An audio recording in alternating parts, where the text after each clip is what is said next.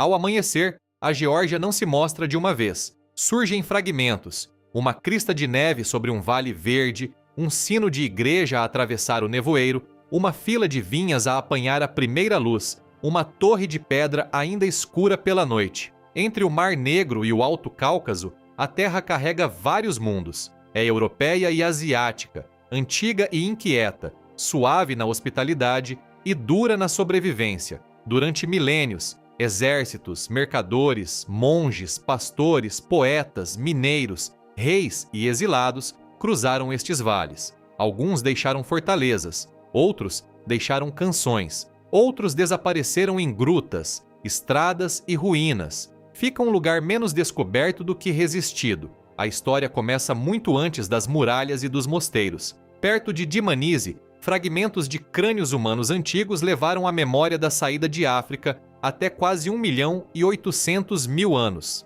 Na antiga Cólquida, em torno da região de Kutaisi, mitos de ouro e viagens marítimas misturavam-se com verdadeiros rios de montanha, onde peles de ovelha apanhavam outrora o pó brilhante transportado pelas águas glaciais. Um reino já se tinha formado no século IV antes da nossa era, e a terra absorvia influências sem abdicar da sua voz. Até a língua georgiana pertence à sua própria família kartveliana, com uma escrita tão distinta que parece nascida de outra imaginação. Todos os anos, a 14 de abril, o próprio alfabeto é celebrado como se as letras não fossem ferramentas, mas herança. A memória sobrevive na matéria, sobrevive nas colunas de bronze acima do mar de Tbilisi, onde a crônica da Geórgia se ergue como uma floresta de pedra de reis, rainhas e cenas bíblicas. Sobrevive nos rostos esculpidos das paredes de Ananuri, nos frescos esbatidos de David Gareja e nas cavidades escuras de Várzea, onde uma falésia escondeu em tempos uma cidade inteira. Mas a memória também sobrevive nas cozinhas, nas adegas e nas mesas compridas. A crença georgiana de que um convidado é uma dádiva de Deus não é um slogan turístico, é uma medida de dignidade. Um desconhecido pode sentar-se com fome e partir com uma história, um brinde e a sensação de que o acolhimento se tornou uma forma de resistência. Aqui, a arquitetura começa muitas vezes como sobrevivência. Uma fortaleza quase nunca é apenas uma fortaleza, e uma igreja quase nunca é apenas uma igreja. Narikala sobe sobre Tbilisi como uma velha cicatriz. A igreja da Trindade de Gergeti fica sob o monte Kazbek como um cofre sagrado silencioso, onde outrora se guardavam relíquias quando os vales estavam demasiado vulneráveis. Em Svaneti, as torres familiares erguem-se de aldeias como Ushguli e Mestia, não para reis, mas para famílias presas entre avalanches, invasões e vinganças de sangue. As entradas ficavam no alto, acessíveis por escadas que podiam ser recolhidas para dentro. A pedra tornou-se o último argumento contra o medo. Esse instinto moldou Kertvisi no encontro dos rios e o castelo de Rabati em Akaltsiki, onde muralhas, arcos, uma mesquita, uma igreja e uma sinagoga contam algo mais complexo do que a conquista. A água sempre moldou esta terra com suavidade e violência. As nascentes sulfurosas sob Tbilisi deram nome à capital, o lugar quente, e alimentaram a lenda do rei Vakhtang Gorgasali, cujas aves de caça terão caído em águas fumegantes. Em Abanotubani, as cúpulas de tijolo ainda cobrem os banhos onde o calor, o cheiro mineral e os rituais de fricção fazem do corpo parte da história da cidade. Mais acima, os rios de montanha levam o degelo por Svaneti e Kazbegi, enquanto o Aragvi e o Mitkvari se encontram sob o mosteiro de Jvari, perto de Mitsketa, com as cores lado a lado antes de se unirem. No desfiladeiro de Martvili, a água transforma-se em luz esmeralda entre paredes calcárias. Na gruta de Prometeu, transforma-se em escuridão, a pingar tão devagar que a pedra parece viva. A fé não está separada da vida cotidiana. A Geórgia adotou o cristianismo como religião de Estado no século IV da nossa era, entre os primeiros a fazê-lo, e o rastro dessa decisão ainda atravessa a paisagem. A Catedral de Svetitskhoveli, o mosteiro de Jvari, a igreja de Metek, Bodbe, Necresse, Alaverde e Sameba não são apenas monumentos, são sinais de uma civilização que aprendeu a rezar em lugares expostos. Alguns erguem-se sobre rios, outros agarram-se a colinas, alguns sobem entre vinhas, outros ficam meio engolidos pelo silêncio do deserto. Em David Gareja, celas e capelas de arenito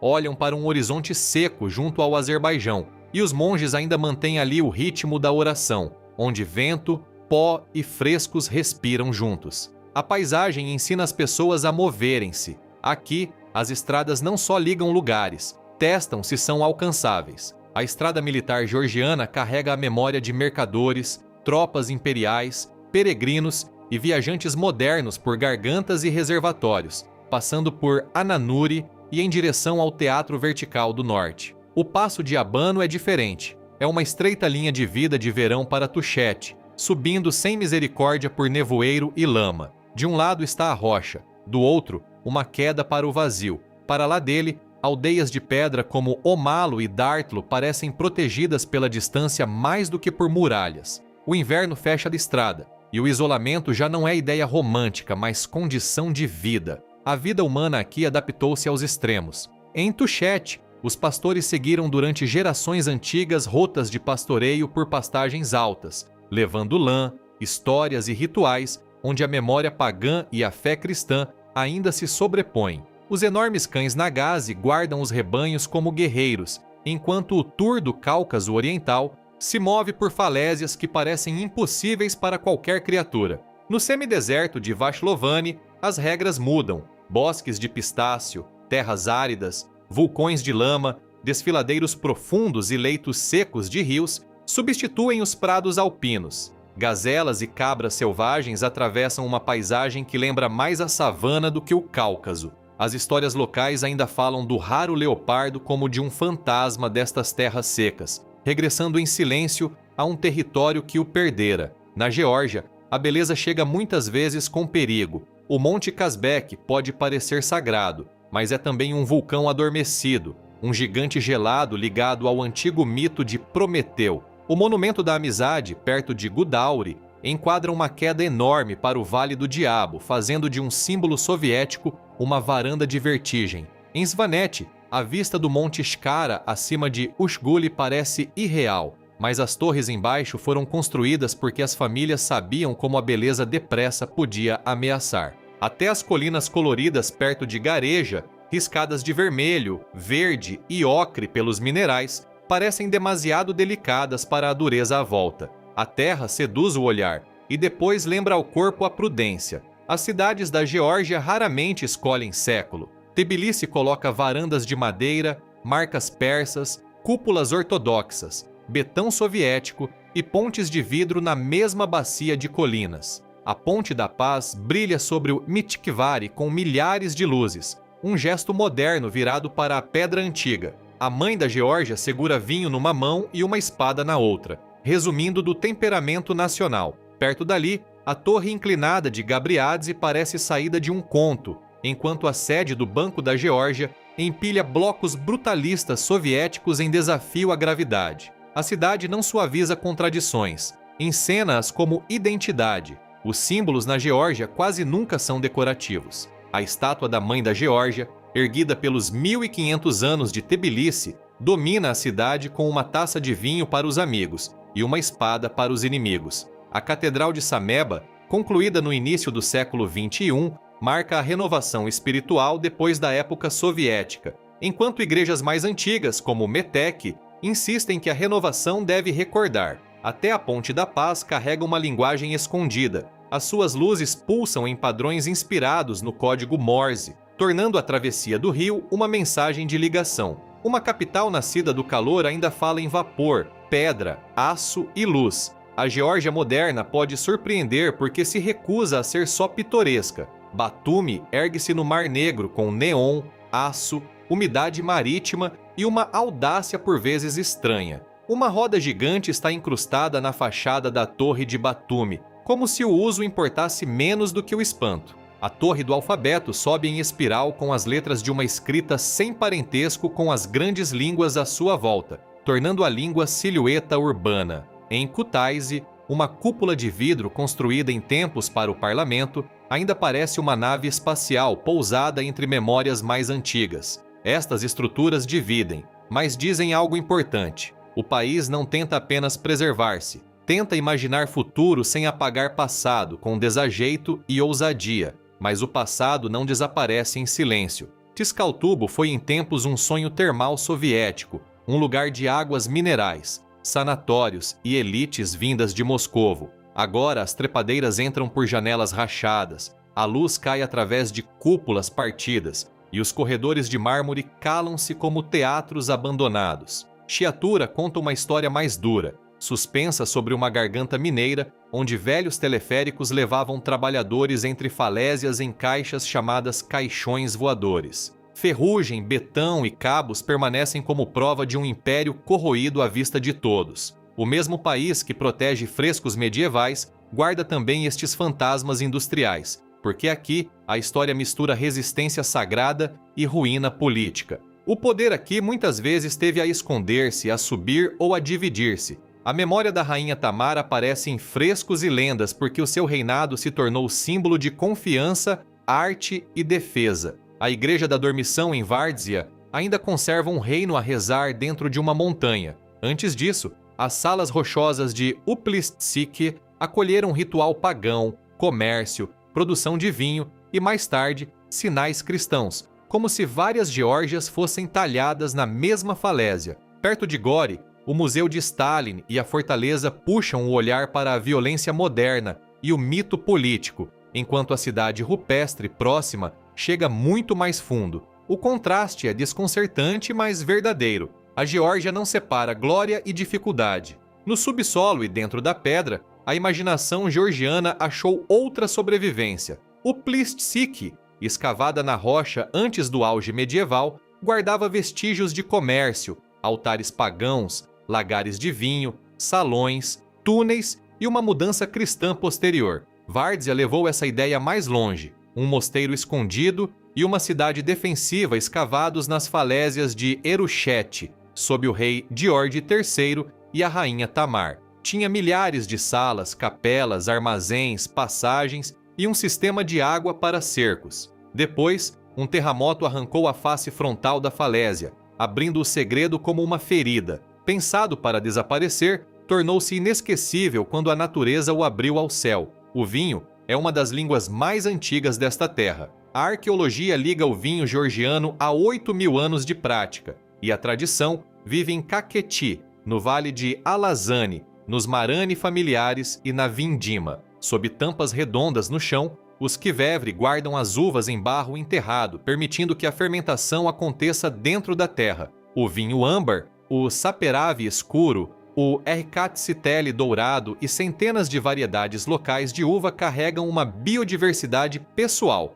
não industrial. Durante o Hetveli, a colheita torna-se trabalho e celebração ao mesmo tempo. As mãos mancham-se de sumo, os cestos enchem-se, as canções sobem. A videira é menos cultura agrícola do que parente que sobreviveu ao lado da família durante gerações. Comida e bebida tornam-se cerimônia quando começa a supra. A mesa enche-se até esconder a madeira. Apenas pão, queijo, quincale, ervas, carne, fruta e vinho. Mas o banquete não é realmente sobre abundância, é sobre a estrutura do sentimento. O tamada, mestre dos brindes, guia a sala pela gratidão, pela dor, pelo amor, pelos antepassados, pelos filhos, pela pátria e por Deus. Cada brinde torna pública a emoção privada. O canto polifônico georgiano pode entrar na noite como um eco de montanha humanizado, sobretudo em regiões como Svaneti, onde a voz carrega uma memória anterior à escrita. A dança acrescenta outra imagem do caráter nacional. Os homens batem no chão como guerreiros, enquanto as mulheres deslizam como se a terra fosse demasiado áspera. O isolamento criou mais que distância, preservou dialetos, rituais e formas de coragem que talvez desaparecessem num terreno mais fácil. A povoação alta de Ushguli, os trilhos perto de Shkara e os museus de montanha de Mestia guardam ícones manuscritos e objetos salvos por vales difíceis de conquistar. Em Tusheti, a vida sazonal ainda segue ritmos que os horários modernos não controlam por completo. Perto de Katski, a espiritualidade toma a forma de um pilar calcário que se ergue alto acima da terra, com uma pequena estrutura monástica no topo. uma oração separada do chão comum. Em Motsameta, a tradição local envolve os túmulos dos príncipes mártires com desejos e devoção silenciosa. Aqui, o sagrado é muitas vezes vertical, difícil e próximo da lenda.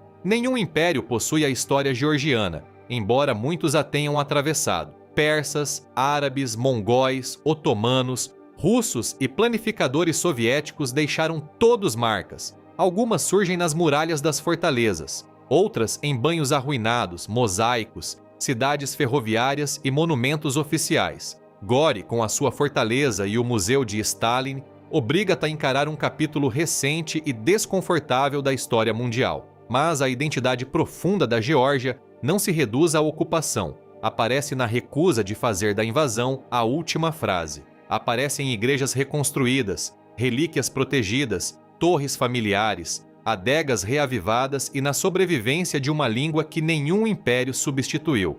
Disse que cruzamentos são lugares onde culturas se encontram, mas a Geórgia mostra a verdade mais dura. Também são lugares de choque, ferida, empréstimo e transformação. O complexo restaurado de Rabati, com influências georgianas, otomanas e persas, torna essa complexidade visível em pedra e azulejo. Signage, acima do vale de Alazane, transforma muralhas defensivas e telhados vermelhos numa imagem mais suave, famosa por casamentos a qualquer hora, como se o amor não devesse esperar papéis. O mosteiro de Bodbi, ali perto, guarda a memória de Santa Nino, cuja missão moldou o cristianismo georgiano. Alaverde e Necrese ligam a fé às vinhas e às raízes cristãs antigas. O mesmo vale pode conter romance, peregrinação, agricultura e memória de guerra. A natureza muda de humor quase teatralmente. Uma estrada pode deixar a neve para trás e chegar a terras baixas úmidas e verdes.